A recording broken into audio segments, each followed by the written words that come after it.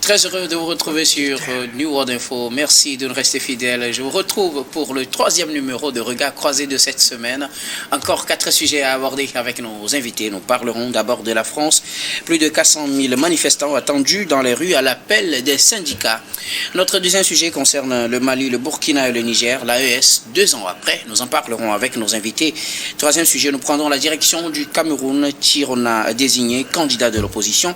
Puis nous terminerons bien évidemment par le Togo, les premières réunions des conseillers municipaux reportées s'inédiées. Et pour en parler ce soir, 3 invités sur ce plateau avec moi. Michel Tchadja, vous êtes journaliste, directeur de publication du journal Ouara les Vainqueurs. Bonsoir Michel et bienvenue. Bonsoir Guillaume, ça fait un petit temps.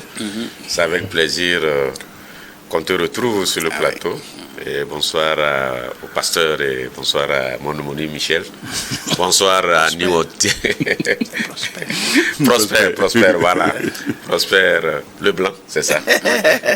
Et l'allemand, Prosper l'allemand, c'est ça. Et puis bonsoir Niwoti. Merci beaucoup à vous Michel d'avoir répondu à notre invitation. À côté de vous, Prosper Agboklou, Prosper l'allemand, pardon-moi, vous êtes journaliste, analyste politique. Bonsoir Prosper et bienvenue. Merci Dr Guillaume, un plaisir de se retrouver, ça fait longtemps également. Mais je crois quand même que seules les montagnes ne se rencontrent pas. Mais les hommes, ça a été toujours ici. C'est un plaisir de voir en face le pasteur Edo et à côté Michel. On a partagé ensemble beaucoup de choses. Enfin, la vie continue, on est là. Merci. Merci beaucoup. À vous, Prosper Agboklou. Notre 3e invité ce soir, pasteur Edo Komi. Vous êtes le président du mouvement Martin Luther King, également le premier adjoint au maire de la commune Golfe 2, puisque les élections justement, nous en parlerons. Bonsoir, pasteur. Bonsoir, docteur. Bonsoir. Et je crois que merci de revenir encore en forme sur le plateau. Alors, c'est un plaisir pour moi de partager le plateau avec Michel Tchadja et Prosper l'allemand. Je crois que c'est des grands calibres de la presse togolaise et c'est un plaisir pour moi de débattre avec eux. On a toujours partagé beaucoup de choses ensemble et je crois que c'est pour le bonheur des téléspectateurs et des téléspectatrices de New World TV. Merci beaucoup à vous tous d'avoir répondu à notre invitation. Avec vous, nous allons aborder notre premier sujet. Nous prenons la direction de la France où plus de 400 000 manifestants sont attendus dans les rues à l'appel des syndicats. C'est le mouvement Bloc contre Chou qui est à l'origine, en tout cas, de ces nouvelles manifestations contre le gouvernement français. Nous en parlons avec nos invités. Je commence par vous, Michel Tchadja. 400 000 manifestants attendus ce jeudi pour de nouvelles manifestants. On avait vu plus de 200 000 la semaine dernière. Le mouvement s'agrandit. Que réclame-t-il exactement? Que se passe-t-il en France? Mais aux dernières nouvelles, les projections ont été faites et que ce n'est plus 400 000, c'est 800 000 qui sont attendus. Les dernières projections. Oui, et donc c'est l'intersyndicale qui est donc est à l'origine donc de l'appel à manifester. Et comme tu le dis, le mot d'ordre n'est pas tout à fait clair, puisqu'on parle d'injustice sociale, d'autres parlent aussi de voilà, ça va dans tous les sens. L'injustice sociale, on parle aussi des retraites, ouais. Et tout ça là. Et ce qui est intéressant ou curieux à relever, c'est que les partis de gauche sont en train de s'organiser aussi pour descendre en tout cas dans l'arène. Et aujourd'hui, par rapport à la situation politique dans laquelle se trouve la France, on se pose la question, ces manifestations-là riment avec quoi? Quel est l'objectif in fine? Qu'est-ce que les Français ou les syndicats veulent donc du gouvernement français? Est-ce que c'est juste pour amener le président Macron, comme certains le disent, à démissionner, ou c'est juste destiné à revoir les conditions de vie de ces Français-là? Donc, au fur et à mesure, lorsque vous écoutez les responsables des syndicats, notamment la CGT, le FOL, la CGC, il y a beaucoup de syndicats qui solidaires et tout, qui ont appelé donc à ces manifestations. Et quand vous écoutez, chacun va on a l'impression que chacun réclame ce qu'il veut réclamer. Chacun va de son côté avec ce qu'il a comme greffe contre le gouvernement actuel. Et donc, moi, je crains que ça provoque de graves perturbations, notamment lorsqu'on nous dit que beaucoup de professeurs d'école, comment l'appelle-t-on, seront de la partie. Il y a un tiers des professeurs d'école qui seront, en tout cas, dans les rues demain, les pharmaciens également. Donc, vous voyez que ça touche pratiquement beaucoup de secteurs. Et, ma foi, on craint que cette situation-là, si elle est mal gérée, ne débouche pas sur des situations difficiles avec des répressions comme ce qu'on a connu il y a de cela quelques années avec les gilets jaunes. Merci. Alors, un premier cadeau très difficile pour le nouveau Premier ministre, Sébastien. Ah oui, il devait s'attendre. Il sait que, d'abord, il y a des voix qui s'élèvent déjà pour demander son départ. Et avec les consultations qu'il est en train de faire et avec les appels à manifester qui, en tout cas, deviennent vraiment pressants, on se pose la question, est-ce qu'il va tenir longtemps? Est-ce qu'il ne sera pas déposé rapidement comme son prédécesseur qui est Bayrou, qui est de toutes les façons, quand vous observez la situation politique actuellement de la France, où avec la nomination de Le Cornu, c'est que Macron veut garder la main. Il ne veut pas partager le pouvoir. Il ne veut pas nommer quelqu'un de la droite qui va le tirer vers ce qui n'a pas, en tout cas, programmé pour les Français. Donc il est actuellement droit, il est droit dans ses bottes et ma foi, les Français ne veulent pas lui donner les coups de franche et certainement que si les manifestations là continuent, son Premier ministre vraiment qui est en train de se débattre comme le diable pris dans l'eau bénite, je pense qu'il n'aura pas assez de marge de manœuvre et il finira à être en tout cas renvoyé. Merci beaucoup à vous, Michel Tchadja. Alors, Prosper Agboklou, on s'interroge, que réclame-t-il exactement le nouveau Premier ministre? Il y aura du pain sur la planche parce qu'il a annoncé certaines mesures, mais ce n'est pas suffisant pour calmer. À l'origine, on parlait d'une mobilisation d'au moins 400 000 manifestants dans les rues de la France ce jeudi.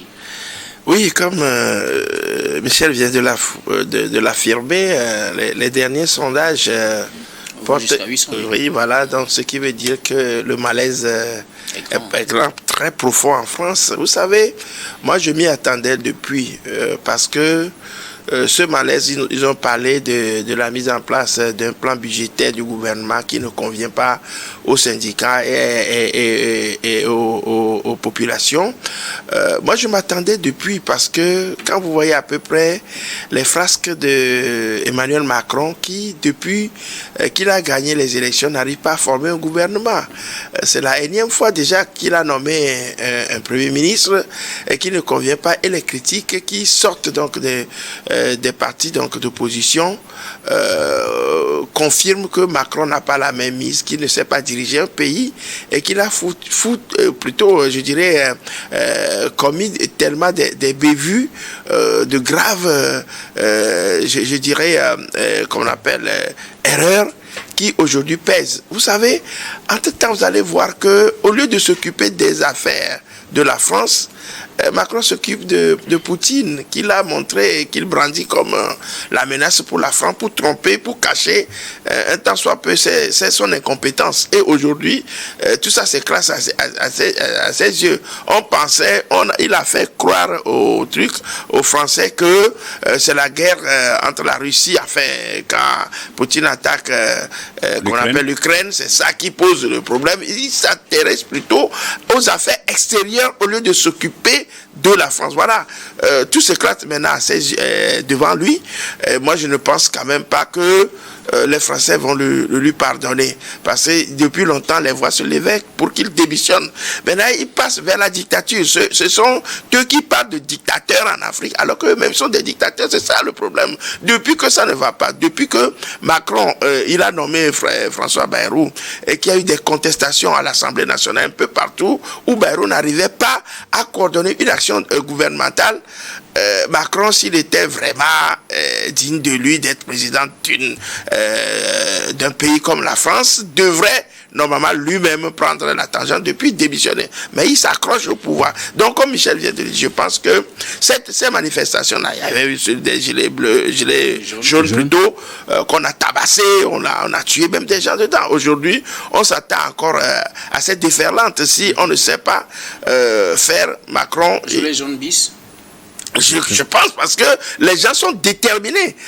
Aujourd'hui, c'est des mouvements qui gagnent toutes les contrées de la France. Ce n'est plus parce que on est à Paris ou quoi que dans les grandes villes, même dans les coins, tout le monde ressent. Quand on parle de plan budgétaire qui ne convient pas, ça veut dire qu'aujourd'hui, la France est terriblement endettée.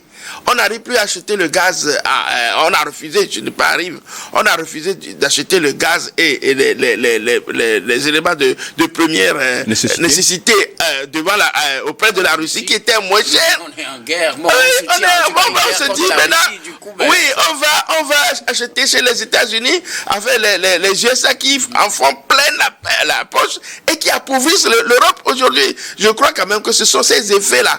Tout le monde plutôt contre la Russie, mais certains sont vraiment astucieux. Quand on prend l'Italie, l'Italie aujourd'hui ne souffre pas parce qu'ils n'achètent plus le truc là. L'Allemagne, mais c'est la France seule qui s'en sort avec beaucoup d'endettement aujourd'hui. Donc, quand les syndicats sont informés de cette situation, quand ils voient les choses de près, donc je pense que aujourd'hui Macron a touché le fond du vase et qui est en train de se retourner contre lui. Et s'il ne sait pas faire, je pense que la meilleure façon pour lui aujourd'hui de s'en sortir, d'être un homme digne, un dirigeant digne, de pouvoir démissionner carrément pour qu'on reprenne les élections en France et remettre tout à plat pour que vraiment son nom, s'il voulait encore qu'il rentre dans l'histoire, dans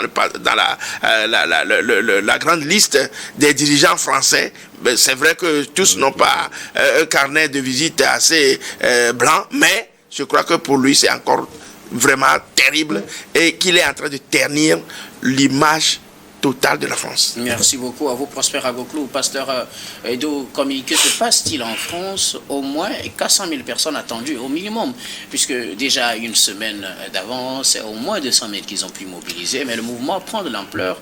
Bloquons tout, apparemment, on va tout bloquer en France. Oui, fondamentalement, nous savons que les Français déplorent, condamnent l'incapacité de Macron et de son gouvernement à répondre aux préoccupations quotidiennes des Français. Donc la France est dans une déconfiture économique totale, dans une récession, et puis des prévisions budgétaires qui ne conviennent pas aux Français. Vous savez, cela ne m'étonne pas. C'était prévisible que depuis que la France a perdu les pays du Sahel, a perdu les pays du Sahel, alors on s'attendait à cela, puisque c'est là où je me rappelle du président Tiani qui a dit que désormais les pays africains, les pays du Sahel ne seront plus de la vache à lait de la France, de la vache à lait de la France. Donc aujourd'hui, les Français sont en train de lui prouver que vraiment il n'est pas élu pour les Français. Mais co-débatteurs l'ont déjà dit. La France s'est occupée de la guerre en Ukraine. Vous voyez, il ne parle que de la Russie. La Russie, qu'on dit souvent qu'elle n'est rien, mais qu'elle est aussi à la fois menace pour l'Europe. Vous estimez que la Russie n'est rien, mais pourquoi un pays qui n'est rien peut devenir menace pour les pays européens? Donc je crois que les Français aujourd'hui ont compris et le mouvement. C'est vrai qu'il y a à la base, c'est les syndicats qui ont lancé ce mouvement, mais il faut reconnaître qu'il y a le mouvement, le plus grand mouvement qui dit bloquons tout. Donc ils sont en train de bloquer tout aujourd'hui.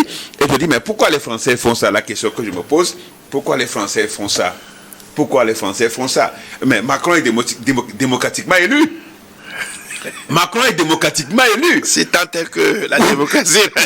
Macron est démocratiquement élu. Comme quoi, si on s'en prend un dirigeant africain, Macron dit non, mais pourquoi un président qui est démocratiquement élu? Il a prouvé quand le président Mohamed Bazoum a été renversé, il est démocratiquement élu. Il est le seul vis-à-vis, il est le seul avec qui il va parler. Donc aujourd'hui, les Français sont fatigués.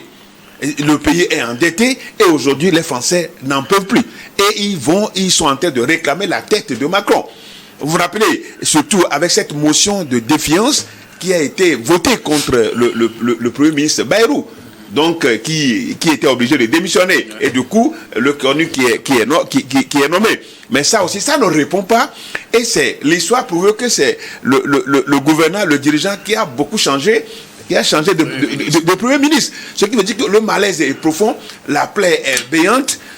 Les Français n'ont qu'à laisser Macron aller jusqu'à terme de son mandat. C'est nous en Afrique qui faisons quand on dit il est démocratiquement, les gens sont démocratiquement élus. Pourquoi vous voulez demander qu'ils s'en aillent? Donc aujourd'hui, les Français ont compris que ça n'arrive pas seulement aux autres. Ça peut aussi leur arriver aujourd'hui. Et donc, je me rappelle de ce passage de François, du président Jacques Chirac, qui a dit l'argent dans le porte-monnaie des Français vient de l'Afrique.